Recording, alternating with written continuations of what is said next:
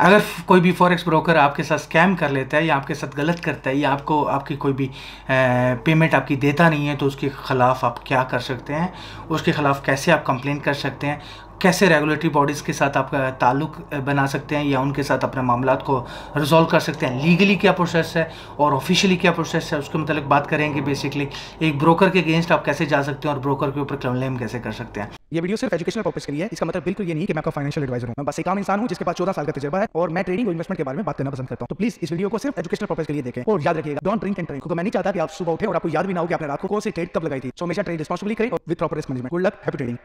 ये बहुत important topic है। बेसिकली इससे पहले मैंने पिछली वीडियो में बता चुका हूँ रेगुलेटरी बॉडीज़ के मतलब, कुछ रेगुलेटरी बॉडीज़ के मतलब कि वो काम कैसे करती हैं, उनके मतलब एक डिटेल वीडियो फर्दर आएगी।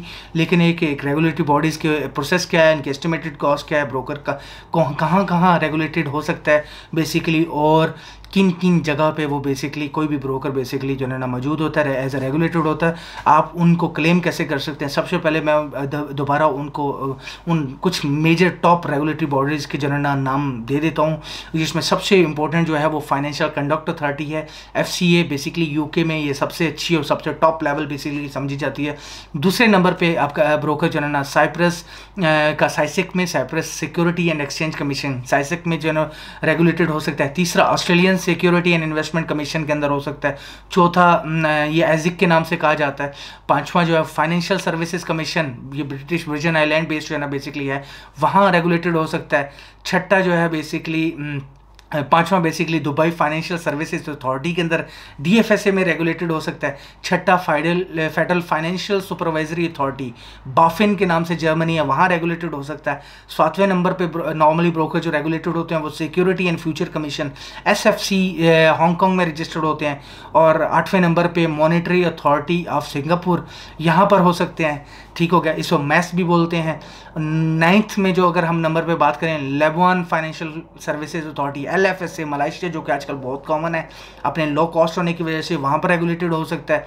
बहुत से ब्रोकर, लोकल ब्रोकर भी वहाँ पर रेगुलेटेड है। इसके अलावा वनुवाती फाइनेंशियल सर्विसेज कमीशन जो है ना VFSC, इसके अलावा मतलब अगर हम बात करें मॉरिशस है, इसके अलावा कोमोरोस है, बहुत से और बेसिकली प्लेसेस हैं, सेशल्स है, वहाँ रेगुलेटेड हो सकता है। लेकिन ये मैंने शेयर कर दिया बेसिकली। अब आपका अगर ब्रोकर इन तमाम रेगुलेटेड बॉडीज़ के अंदर रजिस्टर्ड है बेसिकली, या इनमें से किसी एक में भी रेगुलेटेड है, सो लॉजिकली आप उस रेगुलेटरी बॉडी को इन कॉन्टेक्ट हो सकते हैं, आप वहाँ पर कंप्लेन कर सकते हैं। लेकिन शर्त क्या है वो इंपॉर्टेंट है। यहाँ पर शर्त ये है कि वो रेगुलेटरी बॉडी उसी चीज़ को बेसिकली, उसी नेशनलिटी को या उस कंट्री को जो है ना, जिस कंट्री में आप रहते हैं वहाँ पर अथॉराइज करती हो लॉजिकली। अब मुझे बताएं, मैं आपको यहाँ पर एक टेक्निकल बात है जो मैंने ज़रा छुपा के रखी, वो ये कि यहाँ तक पहुँचाने के लिए आपको मैंने बेसिक इन्फॉर्मेशन दी। अगर आप यहाँ तक सुन रहे हैं वीडियो को, तब आपको ज़्यादा इंपॉर्टेंट चीज़ मिलेगी। वो ये कि अगर आपका ब्रोकर FCA मतलब financial conduct authority FCA UK से रजिस्टर्ड है, जो कि ब्रोकर हैं भी है काफ़ी ज़्यादा। सो अगर आप खुद इंडिया में रहते हैं और आप इंडियन नेशनलिटी है लेकिन इंडियन रेजिडेंसी है, तो आप FCA में आप कनेक्ट नहीं हो सकते, आप क्लेम नहीं कर सकते, क्योंकि FCA सिर्फ प्रोटेक्ट करता है लंदन को, UK को, और UK में ही बिजनेस को ऑथराइज करता है। UK से बाहर किसी भी ब्रोकर का बिजनेस जो है बेसिकली वो ऑथराइज नहीं है बेसिकली FCA की तरफ से। तो FCA तमाम उन कंप्लेंट्स को आंसर करता है, उन तमाम कंप्लेंट्स को जवाब देता है जो कि UK रेजिडेंट्स के लिए होती हैं। सो लॉजिकली अगर आप इंडिया, पाकिस्तान या बांग्लादेश या किसी भी ऐसे कंट्री में रहते हैं जहाँ पर वो अथॉरिटी नहीं है, सो आप क्लेम नहीं कर सकते। तो इस बात पे मत खुश होना कि अगर FCA आपका ब्रोकर FCA रेगुलेटेड है, हमारा ब्रोकर तो बहुत तगड़ा है, ठीक हो गया, सो आपकी वो सुन भी नहीं सकता, क्योंकि वो बेसिकली सिर्फ और सिर्फ FCA सर्विसेज प्रोवाइड करता है। अपनी रेगुलेटरी बॉडीज़ की जो सर्विसेज हैं वो सिर्फ और सिर्फ UK के रेजिडेंट्स के लिए, UK के रेजिडेंट्स के अलावा नहीं। इसी तरीके से साइप्रस की अगर बात करें, साइप्रस में साइसेक्स में आपके बहुत से ब्रोकर बहुत उछलते हुए बहुत बड़ा क्लेम करते हैं, we are the CySEC broker, basically we are the psych. So मज़े की बात यह है कि अगर वो ब्रोकर एशिया में काम कर रहा है, स्पेशली अगर इंडिया, पाकिस्तान, बांग्लादेश, UAE में या उधर काम कर रहे हैं, तो वहाँ उसके भी आप क्लेम नहीं कर सकते, क्योंकि साइसेक की अथॉरिटी के मुताबिक भी, साइसेक की भी रेगुलेटरी बॉडीज़ की मुताबिक भी आप एज अ ट्रेडर उसके ऊपर क्लेमेंट नहीं बन सकते। आपको ब्रोकर के साथ खुद ही लड़ना है, खुद ही बातें करनी है, खुद ही ईमेल करनी है नॉर्मली, लेकिन ब्रोकर आपको कभी भी उसको आप लीगली जनमना रेगुलेटरी बॉडी के पास नहीं जा सकते, बेसिकली क्लेम नहीं कर सकते, क्योंकि साइसेक सिर्फ और सिर्फ European nationalities, European general residents के लिए जनरल सर्विसेज प्रोवाइड करता है। साइप्रस के अलावा सारे यूरोप के बेसिकली उसके ऊपर टर्म्स हैं। इसी तरीके से ऑस्ट्रेलियन सिक्योरिटी इन्वेस्टमेंट कमीशन जो है एज एक, वो भी ऑस्ट्रेलियन इदारा है, नीदरलैंड और न्यूजीलैंड और ऑस्ट्रेलिया के ये वो प्रोवाइड करते हैं अपनी सर्विसेज। तो न्यूजीलैंड और ऑस्ट्रेलियन अगर आप रेजिडेंट हो तो तब आप वहाँ क्लेम कर सकते हैं अपने ब्रोकर के खिलाफ, वहाँ पर केस ओपन कर सकते हैं, लेकिन अदरवाइज रेगुलेटरी बॉडीज़ आपको अलाउ नहीं करती है। ठीक हो गया कि आप बाहर के, मतलब आप इंडिया से बैठ के या पाकिस्तान से बैठ के किसी भी रेगुलेटरी बॉडी को इन टच करें और वहाँ पर आप क्लेम करें ब्रोकर, क्योंकि वहाँ रेगुलेटेड, बिकॉज आप उनके दायरे में नहीं आते। अच्छा, उसके बाद डीएफएसए की अगर बात करें तो डीएफएसए की भी यही वाली बात आ जाती है कि डीएफएसए सिर्फ दुबई के लिए रेगुलेटरी एक पूरा प्लेटफॉर्म प्रोवाइड करता है। तो यूएई के अंदर अगर आपके साथ आप रेजिडेंट हैं, यूएई के अंदर आपने ट्रांजैक्शन किए हैं यूएई बेस्ड फर्म के साथ और प्रॉपर्ली, तो आप यूएई में डीएफएसए को आप क्लेम अपना दायर कर सकते हैं और आप वहाँ पर अपना क्लेम ले सकते हैं। क्लेम से मुराद ये है कि आप केस कर सकते हैं ब्रोकर पर। लेकिन अगर आप यूएई के रेजिडेंट नहीं है और अगर आपने यूएई में रहते नहीं है और यूएई में ही ट्रांजैक्शन नहीं की, तो टेक्निकली डीएफएसए को भी आप क्लेम नहीं कर सकते। इसी तरीके से आगे चलता जाऊँ, बाफिन जर्मनी, वो भी यूरोप के लिए है, पूरे यूरोप के लिए है। एसएससी हांगकांग चाइना के लिए प्रोवाइड करता है, चाइना रेजिडेंट्स के लिए। इसके अलावा बाहर के रेजिडेंट आपको मतलब नहीं कर सकते। इसके अलावा अगर सिंगापुर है, वो भी चाइना हांगकांग के लिए तकरीबन सिंगापुर के लिए प्रोवाइड करता है, मलेशिया के लिए भी प्रोवाइड करता है, लेकिन बाहर के यूज़र, ये जो मिडल ईस्ट या इधर के उन यूज़र्स के मतलब क्लेम्स को नहीं हैंडल करता। इसी तरीके से मलेशिया की बात करें और वानुआतू की बात करें और मॉरिशस की बात करें बेसिकली, तो ये भी ऐसे ही है। इसी तरीके से बाकी कोमोरोस की बात करें तो ये भी अपने अपने रीजन्स के अंदर अगर वहाँ के रेजिडेंट हैं तो वहाँ पर आपके केसेस को हैंडल कर सकते हैं, वहाँ के कंप्लेनेंट्स को ये सॉल्व करेंगे, क्योंकि ये रेगुलेशंस वहाँ के लिए हैं। इसी तरीके से अगर मैं अब ये बहुत बड़ा इंपॉर्टेंट क्वेश्चन आपने कहा कि यार ये तो सारे आपके मामले हल ही नहीं करते, एज अ पाकिस्तानी आप वीडियो देख रहे हो या एज इंडियन वीडियो देख रहे हो, तो आप कह रहे हो यार आप फिर इस वीडियो बनाने का मकसद क्या है, आप सीधा बोल दें कि भाई हमारा तो किसी ने हल ही नहीं करना। तो ऐसी बात नहीं है, सबके हल होते हैं। ऐसे ब्रोकर जो बेसिकली पाकिस्तान मर्केंटाइल एक्सचेंज से रजिस्टर्ड हैं, बेसिकली आप उन्हीं से ही रिजॉल्व कर सकते हो। पाकिस्तान की रेगुलेटरी बॉडी जो है वो पाकिस्तान मर्केंटाइल एक्सचेंज है, पीएमएक्स। इसी तरीके से इंडियन सिक्योरिटीज़ कमीशन की बात करूंगा तो वो अलग है बेसिकली। सो आप अपने रेगुलेटरी बॉडीज़ के थ्रू ही क्लेम कर सकते हो। और रेगुलेटरी बॉडीज़ के थ्रू क्लेम जब करते हो लॉजिकली, तो वो क्लेम अगर आपका वो जो ब्रोकर है वो लाइसेंस्ड है पीएमएक्स के अंदर या नहीं है। नॉर्मली तमाम इंटरनेशनल ब्रोकर जो है वो पीएमएक्स के अंदर रजिस्टर्ड नहीं है। इसकी वजह यह है कि पीएमएक्स ऐसा कोई प्रोटोकॉल फराहम ही नहीं करता इंटरनेशनल फर्म्स के लिए जिसमें वो रेगुलेट हो सके और प्रॉपर्ली रूल्स फॉलो करें। पीएमएक्स को खुद मंजन बेच रहा है, पीएमएक्स को खुद वो मतलब लाइक अपने लाइसेंस बेचने के लिए पीएमएक्स के लाइसेंस की कॉस्ट सिर्फ 35 लाख रुपए है। 35 लाख रुपए पाकिस्तानी रुपीज़ है, जो कि मेंबरशिप मिलती है तमाम। लेकिन यह है कि वो बेसिकली पीएमएक्स खुद एक ब्रोकर के तौर पे काम करता है। पीएमएक्स खुद रेगुलेटरी बॉडी के तौर पे नहीं बल्कि ब्रोकर के तौर पे चल रहा है। और वो आपको जब लाइसेंस लेते हैं तो आपको आईबी अकाउंट दे देता है, जो कि नॉर्मल ब्रोकर आपको फ्री ऑफ कॉस्ट देते हैं। सो ब्रोकर ने आईबी अकाउंट पीएमएक्स का लेके क्या करना है। सो पीएमएक्स मनी मेकर्स के लिए बेसिकली मतलब लाइक ब्रोकर्स के लिए फॉर्म जो जितनी भी ब्रोकर फर्म्स होती हैं, फॉरेक्स ब्रोकर, फंड मैनेजर या मनी हैंडलर के वाले से कोई भी लाइसेंसिंग का सर्विस प्रोवाइड नहीं करती। जो वो मेंबरशिप देती है बेसिकली वो आईबी की मेंबरशिप होता है। उसके बेस के ऊपर आप एज ए आईबी बन सकते हो और उनको पीएमएक्स को बिजनेस दोगे पीएमएक्स के अकाउंट में और आपको कमीशन मिलेगा पर लॉट के हिसाब से। और आपने ये वाला चीज़ है मोस्टली हार्वेस्ट अगर बात करें या इनरिचर्स बात करें, पाकिस्तान में काफ़ी कॉमन है स्पेशली लाहौर के अंदर, तो उनका भी क्लेम आप वहाँ पर कर सकते हो। लेकिन क्या है कि वो क्योंकि अपने पैसे पीएमएक्स को दिए होते हैं तो नॉर्मली क्लेम बनता नहीं। उनका फार्मूला ही काफ़ी ज़्यादा स्कैम का बहुत अजीब है। तो मैं हार्वेस्ट को या उनको गलत नहीं करूँगा, बहुत से लोग कमाने वाले भी हैं वहाँ पर, लेकिन ज़्यादा जो उनके जो कॉन्सेप्ट हैं वो ये है कि उनके जो मनी मैनेजर्स हैं वो काफ़ी ज़्यादा डिफरेंट तरीके से लेकर चलते हैं। सो पाकिस्तान के अंदर रहते हुए आप किसी भी इंटरनेशनल ब्रोकर जो कि ऑफशोर ब्रोकर है या कोई भी इंटरनेशनल ब्रोकर उसके खिलाफ क्लेम नहीं ले सकते। इस वीडियो में मेरा मेन कोर फोकस बताने का ये था और मैंने थोड़ा सा लंबा ज़रूर खींचा, एक्सप्लेन इसलिए किया ताकि आपको पता चले। अगर आप यहाँ तक डटे हुए हैं तो नॉलेज में हो, और अगर आप क्लेम करने की कोशिश भी करते हैं तो ऑटोमेटिकली उसका कोई वैल्यू नहीं है, क्योंकि आप रेजिडेंट आपकी जो मॉनेटरी पॉलिसी है, आपकी जो अथॉरिटी है, बेसिकली इंडिया में रहते हुए तो आपके इंडिया की जो रेगुलेटरी बॉडी है, आप वहीं क्लेम कर सकते हो, आप बाहर नहीं कर सकते।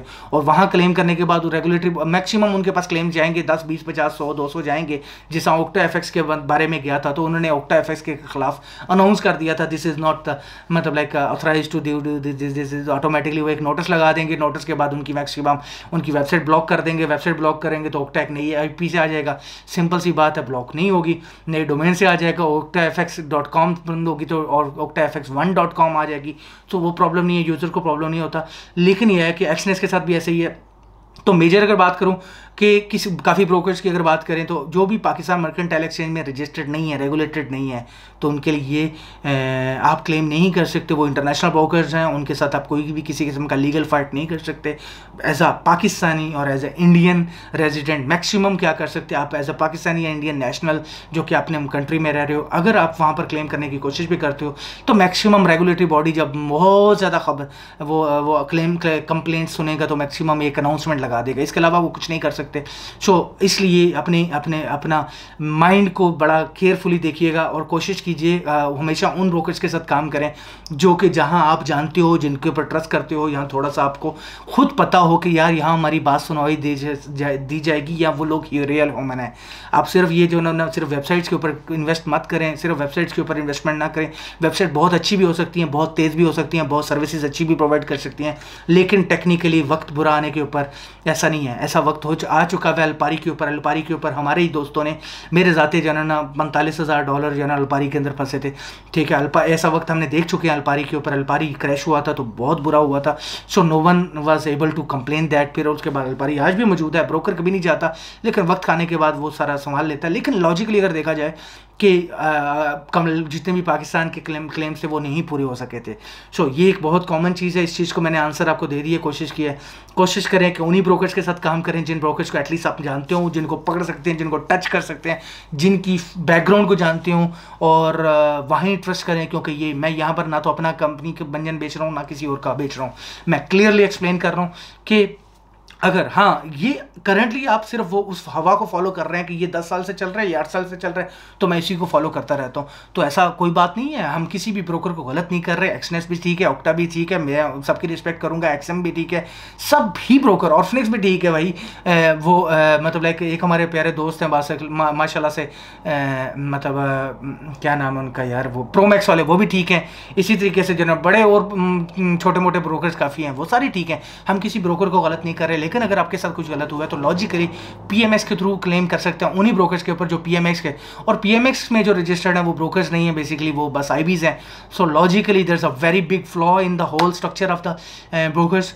एज अ ट्रेडर आपको काफ़ी ज़्यादा लॉसेस को बेयर करना पड़ सकता है, और ऐसा अगर कोई कल को कोई गलत होता है ऑटोमेटिकली, जो मैं बिलीव करता हूँ, मैं दुआ करता हूँ कि आपके साथ किसी के साथ गलत ना हो। मैं बिलीव करता हूँ कि आपके वैसे ब्रोकर कोई ऐसा करते नहीं है नॉर्मली, क्योंकि दे बिलीव कि वो पैसा नॉर्मली मतलब सही तरीके से, ये नॉर्मली कॉमन उन लोगों के लिए होता है या उन कंपनीज में होता है जो बी बुक कंपनीज होती हैं, छोटी कंपनीज हैं बिल्कुल, और करंटली उनका मकसद तो ऐसे कंपनी से जिनमें से जो ना कोई मतलब लाइक कोशिश करें अवॉइड करें, और कोशिश करें कि उन नामों के साथ काम करें, उन कंपनीज के साथ काम करें जो वहाँ पर ट्रस्ट हो, या शख्सियती ट्रस्ट हो जो पर्सनैलिटी बेस्ड हो सकता है, या कंपनी की एज बेस्ड भी ट्रस्ट हो। यही आपके पास मेन है। बाकी ये जो रेगुलेशंस है ना, ये सारी कहानियाँ ना सुनाया करें मुझे भी, और ना ही सुनाया करें अपने लोगों को भी। सर वो FSA लाइसेंस है सर, वो तो साइसक है, आप क्यों नहीं साइसक है सर? साइसक ने आपको कुछ भी नहीं देना। साइसक उनके लिए चलता है जिनके लिए साइसक है, FSA उनके लिए जिनके लिए है, ठीक हो गया। आइसिक उनके लिए, ऑस्ट्रेलिया वालों के लिए, आपके लिए नहीं, आपके लिए कुछ भी नहीं है। आपके लिए PMX है, वो उनका भी पुराना घसा पिटा निज़ाम है जो कि आपने उसी को फॉलो करना है और उसी के अंडर रहना है। मैं अगर बात करूं तो मुझे मजबूरन ये मैं क्वेश्चन का इसका आंसर इसलिए दे रहा हूँ कि ये बहुत कॉमन क्वेश्चन है। सो ये कहानियाँ मत सुनाया करें कि साइसक है तो जी आप भी साइसक क्यों नहीं है, आप जनाब भी FSA नहीं है। FSA का जब हमारा UK में बिजनेस जाएगा, जहाँ या किसी भी ब्रोकर का UK में बिजनेस जाएगा, उसको FSA लेना ज़रूरी है, वहाँ पर ज़रूरी है। वो सब कल को वो यूरोप में काम कर रहा है तो यूरोपियन जो है ना वो ले ले, मलेशिया में काम कर रहे तो मलेशिया, सो डिपेंड करता है। सो ये तमाम क्वेश्चन के आंसर आई थिंक सो मैंने दे चुके हैं। मैंने आपके तमाम क्वेश्चन को कोशिश किया कि इस क्वेश्चन को भी आंसर दे दूँ। अप्रॉक्सीमेटली मेरी बात कहने का मतलब यही था कि एट दी एंड जो मतलब लाइक इंटरनेशनल ब्रोकर है वहाँ पर आप क्लेम कुछ नहीं कर सकते। सो ये मेरा आंसर है क्लियरली। जितनी मर्जी कहानियाँ सुना लें, जितनी मर्जी कहानियाँ सुन लें, जितने मर्जी उनके वेबसाइट्स पे देख लें, वो आपके लिए नहीं है, वो उन्हीं कंट्रीज़ के रेजिडेंट्स के लिए हैं जहाँ वो रेगुलेटेड हैं। आपके लिए वही पुराना घिसा पुटा निज़ाम है जिस निज़ाम के अंदर आपने चलना है। और उस निज़ाम के अंदर आपके पास दो ही ऑप्शन है, एक ये है कि ट्रस्ट, और ट्रस्ट किस बात के ऊपर, जो दो ऑप्शन है, एक या तो एज फैक्टर के ऊपर कि कितने पुराने टाइम से अरसे से किस कंपनी के साथ ये चल रही है मार्केट में और कितनी बड़ी रेपुटेड कंपनियां, दूसरा पर्सनालिटी बेस के ऊपर कि ये कितने अरसे से ये कौन लोग इनको रन कर रहे हैं। इसके अलावा आपके पास कोई निज़ाम नहीं है। बाकी उम्मीद करता हूँ आपके साथ किसी किस्म का कोई गलत ना हो। उम्मीद करता हूँ कि आप अपने तमाम ब्रोकर्स के साथ सेफ हैं। उम्मीद करते हैं आप खुद भी अच्छे ट्रेड करें और लो रिस्क लेके चलें। उम्मीद करता हूँ कि आप खुश रहें, आबाद रहें, और आपको कोई भी कल को कोई प्रॉब्लम है, कोई भी फेस करना पड़ता है किसी किस्म का, तो ज़रूर शेयर कीजिएगा कमेंट में। या आई होप सो ये वीडियो आपको पसंद आई होगी। अगर ये वीडियो पसंद आई है तो लाइक करना, कमेंट करना, शेयर करना। मैं यूट्यूबर नहीं हूँ लेकिन मैं कोशिश कर रहा हूँ, मैं कोशिश करता हूँ और कोशिश करने मतलब बहुत ज़्यादा कर रहा हूँ कि इस वक्त कि आप लोगों को सर्विसेज प्रोवाइड करूँ, अपनी वैल्यू प्रोवाइड करूँ। अगर वैल्यू प्रोवाइड कर रहा हूँ तो आपको मुझे अप्रिशिएट करना चाहिए, आपको शेयर करना चाहिए इस चैनल को। आई वुड लव कि आप उसमें वहाँ पर कम्युनिकेशन करें, वहाँ पर क्वेश्चंस करें, और जब आप क्वेश्चंस करेंगे तो ऑटोमेटिकली मैं उन क्वेश्चंस के ऊपर मजीद आंसर दे सकूँगा। ये क्वेश्चन भी एक आप जैसे प्यारे सब्सक्राइबर्स का था, में से एक का था, और उनका आंसर दे चुका हूँ, लेकिन सभी लोगों का भी भला हो गया, फ़ायदा हो गया। होपफुली नेक्स्ट वीडियो में इससे भी ज़्यादा मज़ेदार टॉपिक के साथ बात करेंगे और इससे भी ज़्यादा इंटरेस्टिंग टॉपिक पे बात करेंगे, और उसमें ज़्यादा बेहतर तरीके से हम कुछ मज़ीद चीज़ों को सॉल्व करेंगे। स्टे ब्लेस्ड, अल्लाह हाफिज़।